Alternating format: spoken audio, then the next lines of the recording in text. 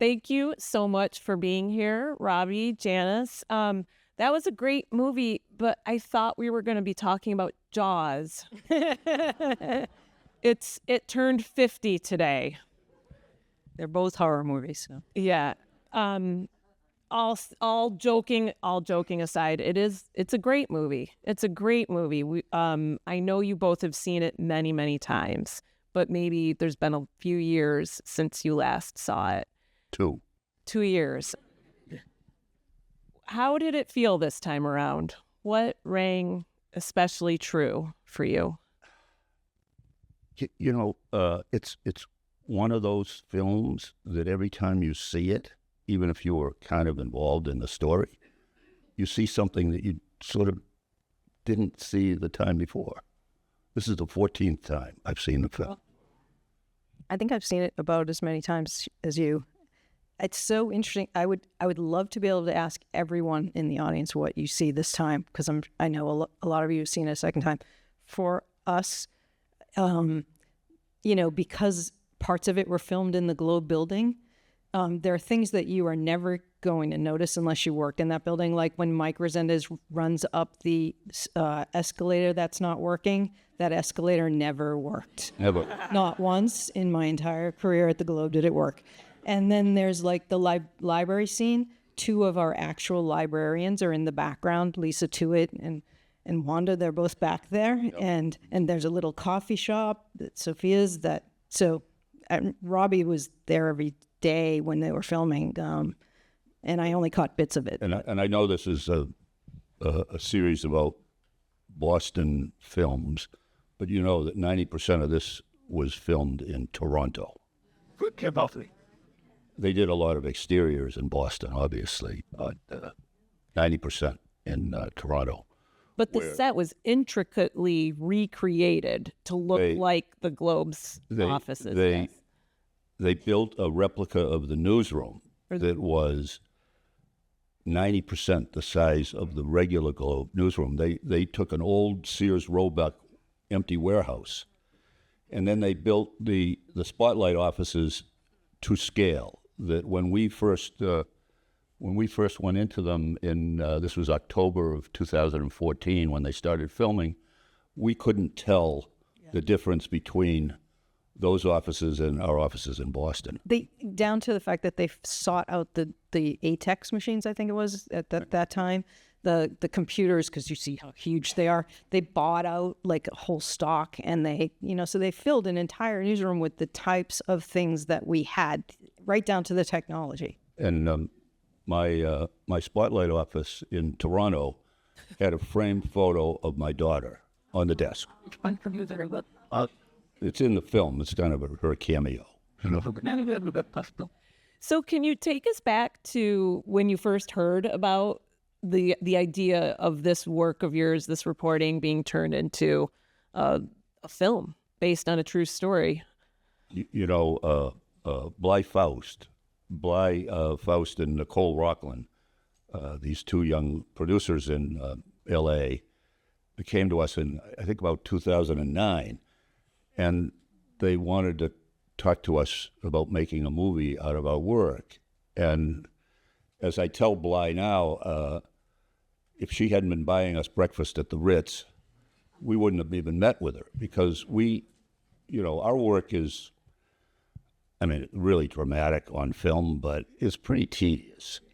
I'll give you one example. The brainchild of the editor, that would be me, that we go through all of the archdiocesan books looking for priests who fit this criteria. I timed it, 2 minutes and 36 seconds in the movie. It took us 3 full weeks of 7-hour days to do that research, which is why we thought this will never make a movie.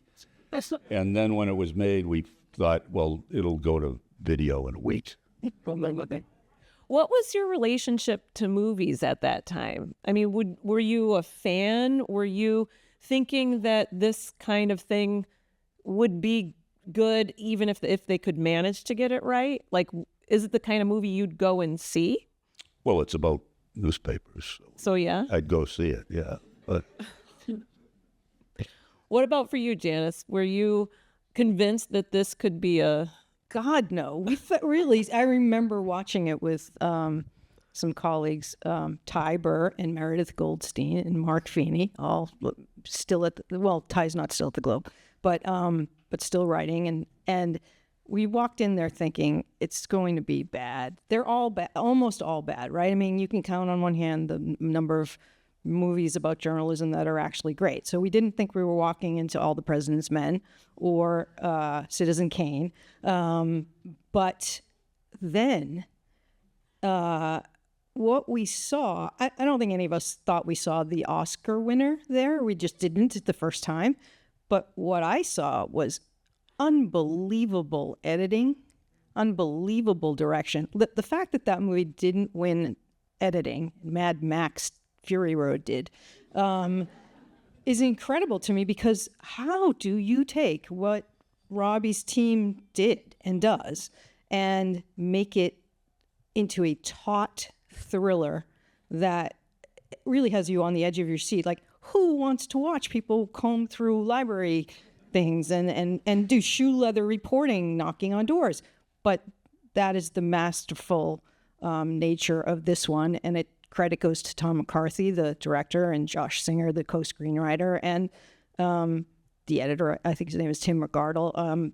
These are people who just really excelled at their craft, and I think they deserved all the awards, even though the movie only got 2. And the cast, an ensemble cast. The budget for the whole film was $20 million. That same year, you may remember a movie with Johnny Depp about Whitey Bulger, Black Mass. That film disappeared in about a week, and Johnny Depp alone was paid $25 million. So this was an indie film, and it was made in Toronto because they got a $3 million tax credit from the government of Ontario. Yeah, Tom McCarthy said that they almost lost the movie. There were many places, many times where they were just sure that the movie was just going to go away, and the only way it got made was to move it to Toronto. And my understanding too is that the 2 producers that you mentioned, they had the life rights to tell the story, and they couldn't get interest, and that years went by before they could kind of piece together the team, and that's when Tom McCarthy stepped in and Josh Singer joined him after that. I think it took them about 3 years to get Anonymous Content to put up the money to fund Josh and Tom to write the screenplay. And then once the screenplay was done, then they had trouble. They almost didn't get the money to make the film. Mm. And there was a whole process of interviewing you and the whole Spotlight team and maybe others, right? Because they needed to, they were writing something from scratch. So they did their own original reporting. Yeah. And how was it to be on the other end of the microphone? Yeah. I mean, they were very thorough. They investigated our investigation. Yeah. And they did a hell of a good job. I mean, the movie is, right, it's 5 months of our work squeezed into 2 hours. And I know you said it was 9 minutes. It was actually 8, but who? But that, it's, I think what, not just us, but I think journalists generally think that this movie has an authenticity to it, because it as edge of your seat as it became on film, it still gets into the kind of drudgery of real reporting, which, you really got to put your nose to the grindstone every day and not give up. Yeah. And Ben out in the audience would tell you this too. No journalist ever wants to be the story. That's not what we do, right? So we don't think that telling stories about journalists is really all that compelling, because all we are is vehicles to tell the story. But you see that the dogged nature of their investigators. They're the same as anyone in crime, anyone in, they are putting pieces together and making decisions about following evidence and trying to figure out where it's leading, right? And at the end, it isn't necessarily a criminal, although the investigation can reveal that. The Holy Grail is the truth. And it's really compelling, but journalists don't see it that way most of the time. Yeah. So you have a chance to ask questions. I think that, right here. Is it up there? Yeah, Slido. Okay, great, because there are a couple of here for you. Were the main Globe reporters, Walter, Mike, Ben, Marty, Sacha, and Matt, invited to the Oscars? Oh, boy. I could show you a photo on my phone. Yes, we were there. And although I have to say most of us were seated in the fifth balcony at the Oscar, which is actually in Long Beach. I mean, it's really, you couldn't, the people on the stage were little specks in the distance. Except for Mike. Mike was Rezendes was in stage, right? yeah. He did on the stage at the end. Exactly. He was up on the stage at the end. Yeah. Did he rush the stage? No, or was no. he? He was sitting with Ruffalo, right? Yeah. Yeah. It's Mike. Of course he was up there. I mean, that's what we were all saying back in the, I can tell you that in the Globe newsroom that night, I was movies editor, so I was covering. So we were all just sitting there waiting for the envelope to be read. And like when it was, the entire newsroom. Now it is 11:30 at night at that point, and the whoop that went up was incredible. And Meredith Goldstein was in the room at the Oscars, the press room, and she was being cheered as though she had something to do with it. It was really great. So we all shared in it, even though it was Rob and his team. In the fifth balcony over Long Beach, we were seated with all the people from The Revenant. You remember that movie? Where, what was his name? Yeah, Leo DiCaprio won.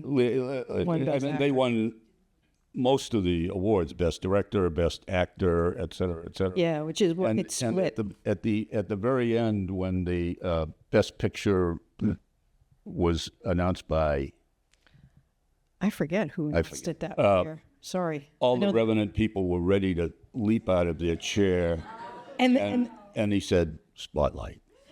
They were, and so were the Big Short guys. Everyone thought either one of those two was going to take this, right? And Revenant was supposed to take it. It's very rare, as you probably all know, that director and Best Picture split. And it's rarer still. It hadn't happened in something like 75 years that the winning picture only got 2 awards, which was screenwriting and picture. It happens when women get nominated. That's true. That's true. So the rare male part of that equation. If they get the nomination. Yeah. That's just a little bit of an aside.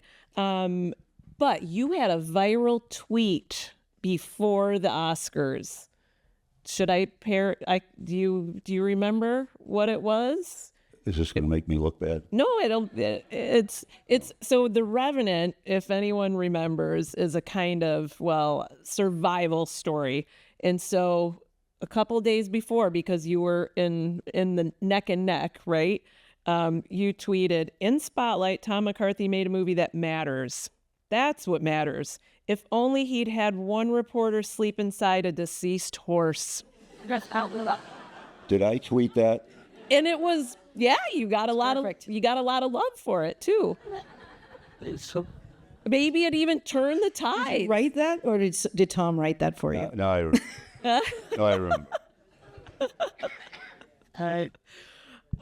Okay, so we really, I also wanted to acknowledge, I'm guessing there are folks in the room who were involved in this story in some capacity, whether you worked for the Globe, whether you're a survivor, whether you worked on the film, because I know there's some local folks in the credits.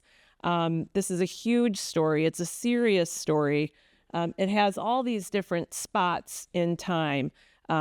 Certainly all of the incidences themselves, the time of the reporting, the time of the film setting, and then now us talking about the film's release in 2015, and now us talking about it all this time later. There's a lot there. When the two of you look back on the impact of this, whether you want to talk about the reporting or the film or the two in tandem or the books. So there was a book in 2002. There were Pulitzer prizes. Prizes. Okay. The book gets re-released with the film.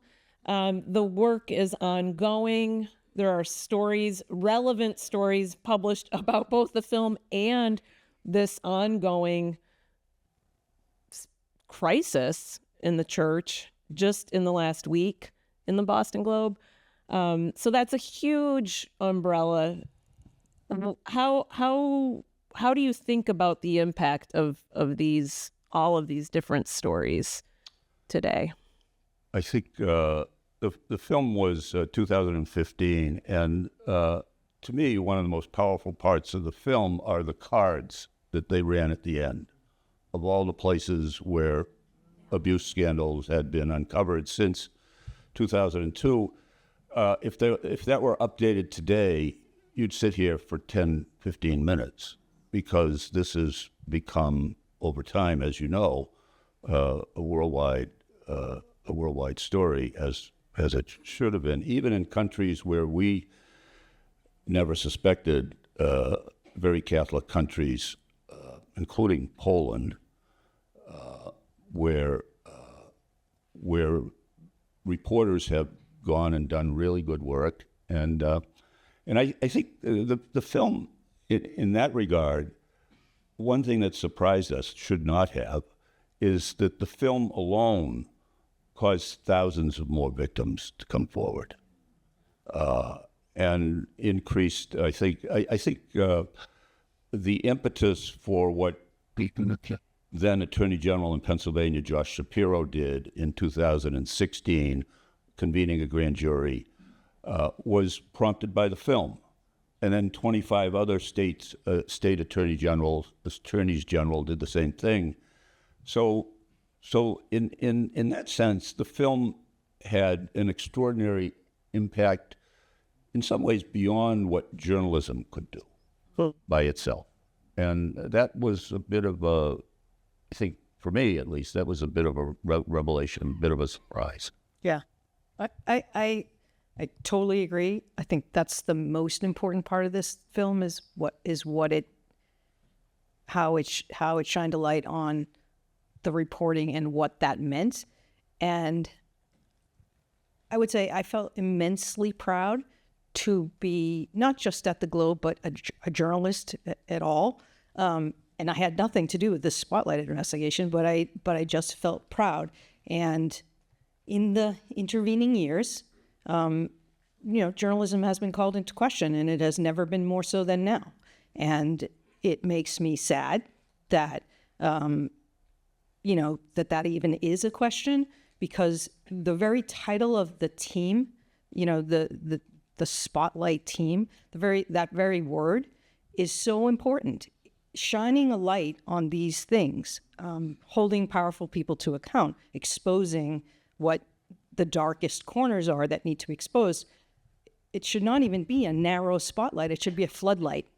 And the more cuts we have to journalism, the fewer journalists we have, the more we have people denigrating journalism and journalists and calling their work into question. And that's not to say that there aren't people who deserve journalists whose work deserves to be examined and called into question. I'm not saying that. I am saying that we will never get anywhere with fewer of these kinds of people. We will only get to the better place with more of it. Okay. Okay. There's a question from the audience, kind of related. Would this story have been pursued differently in today's news media and technology environment? So I think this person's asking about the reporting, but I'm curious about the movie as well. I mean, are we in a different place? unwittingly caught a wave that we didn't know existed. When we published in 2002, it was the dawn of the internet age. And all of a sudden, all of our stories went viral. And we had a tip line, and we had a box in the paper saying, call us if you have information on this. And we got 300 calls within the first 2 weeks from victims just in the Boston Archdiocese. And yet, over several days, or I want to say a week or two, we started to get a lot of emails from all around the world, from victims in, you name it, every Catholic country, including India. And one part of India is heavily Catholic. And Clay Shirky, who's a leading scholar of the internet, described our investigation as the first major investigative story of the internet age. And so it had much more impact than we imagined it would, which is good, because it kind of spread the story. The story was done, has been done elsewhere, partly because of that.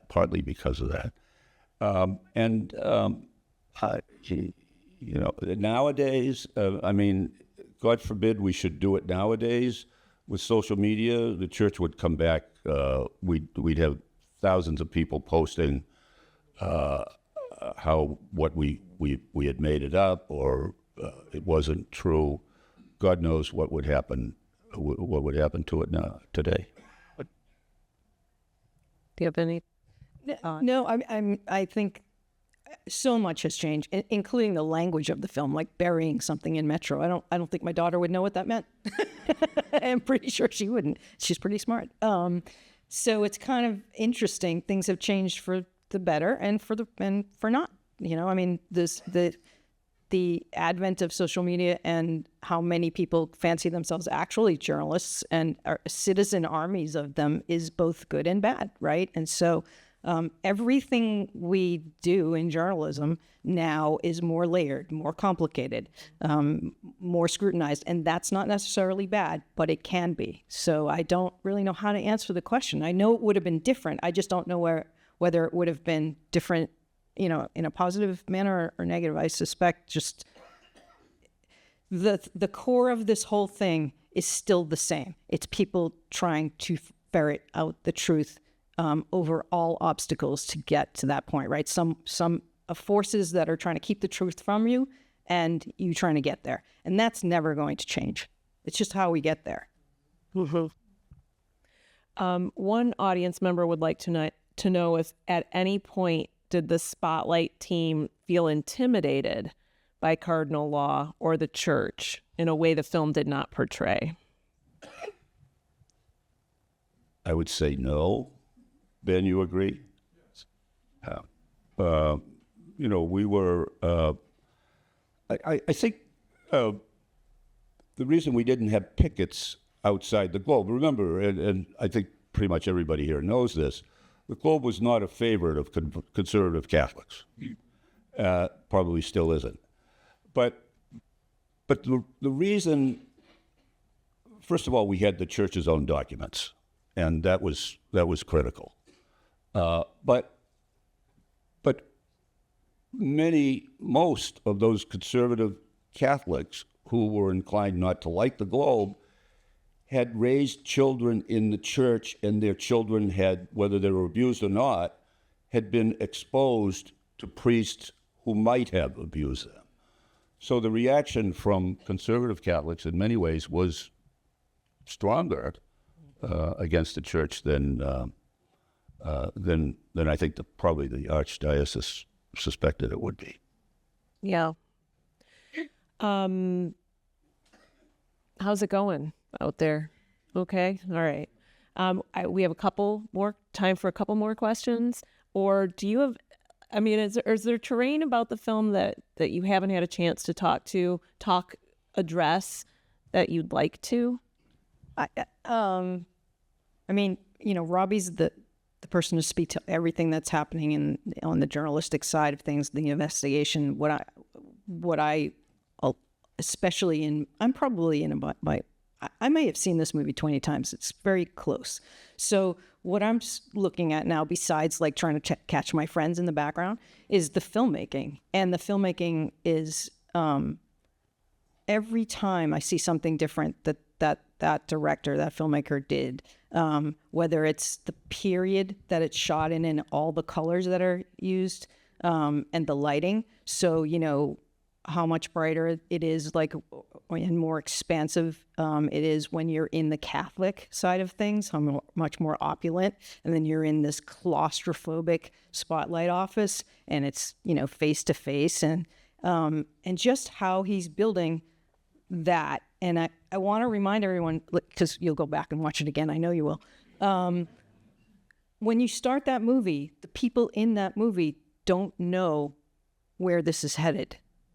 And you have to watch them understand the truth as it's building, understand what they're feeling and how they're getting there, and the revelation. So that is what I think propels you as an audience, is you are watching them discover something in real time that you already know.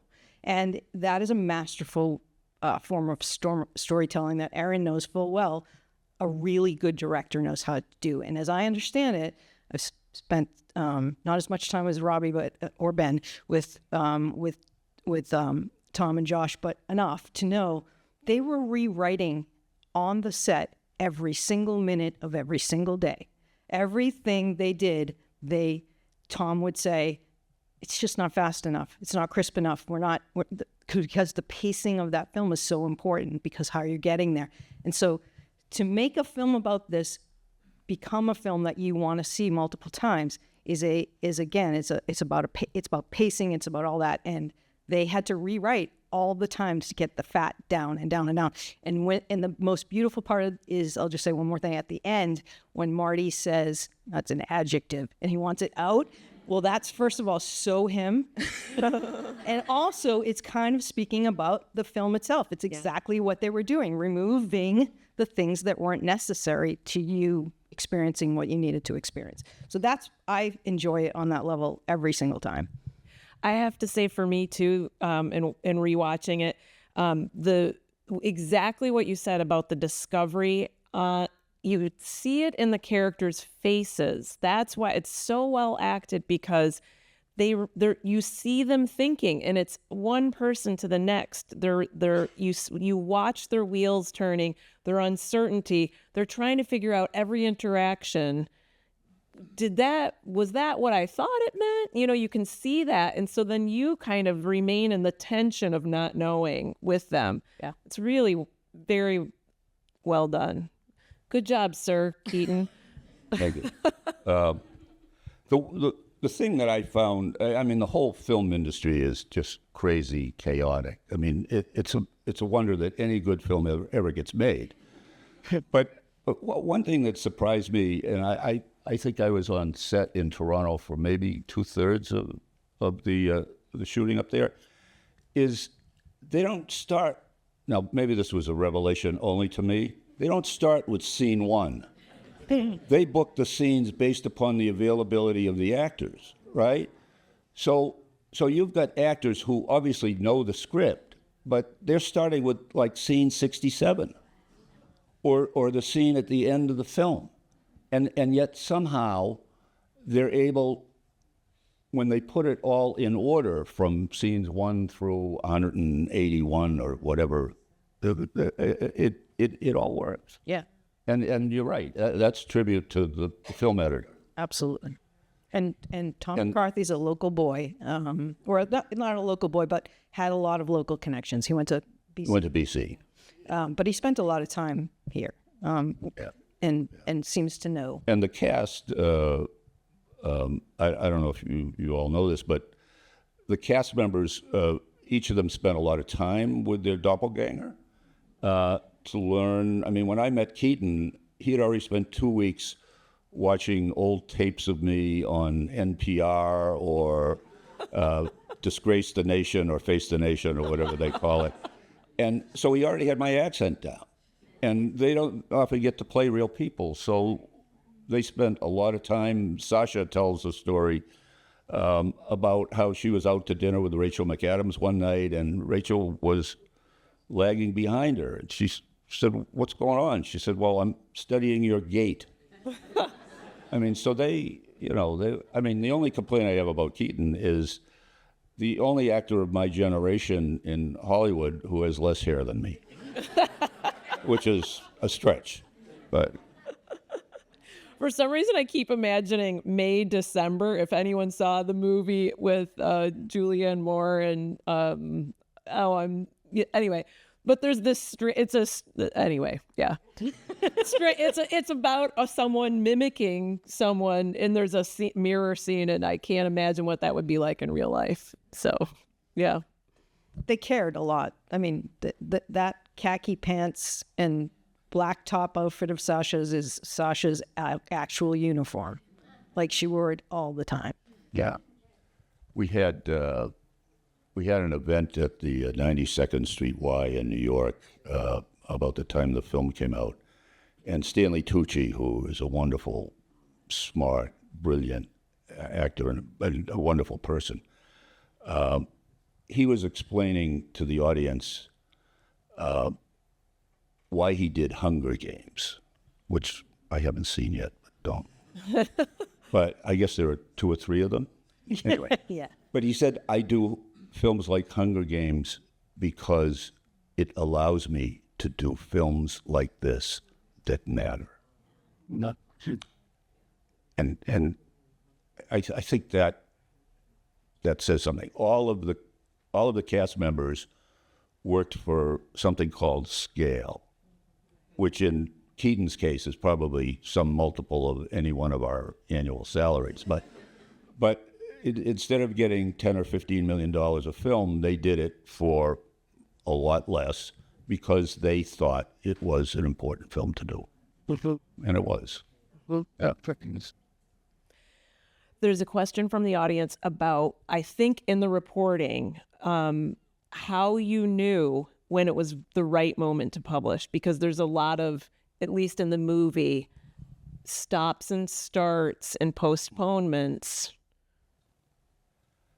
I think when we got, by the way, the real hero in our investigation is Constance Sweeney, because the judge who decided that Geoghan's records should be made public, then after the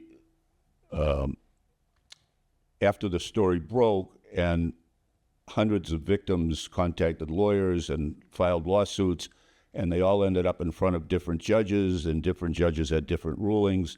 The chief judge of the Superior Court system took all of those cases away from those judges and gave them to Constance Sweeney, and she ruled that her earlier decision on the Geoghan records was, what would a lawyer say, precedential, and therefore every priest's records had to be turned over publicly.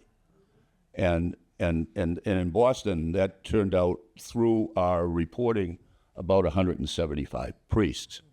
And there were later, I think, the number is up to about 250 in Boston. But all of those records became public because of one judge's decision.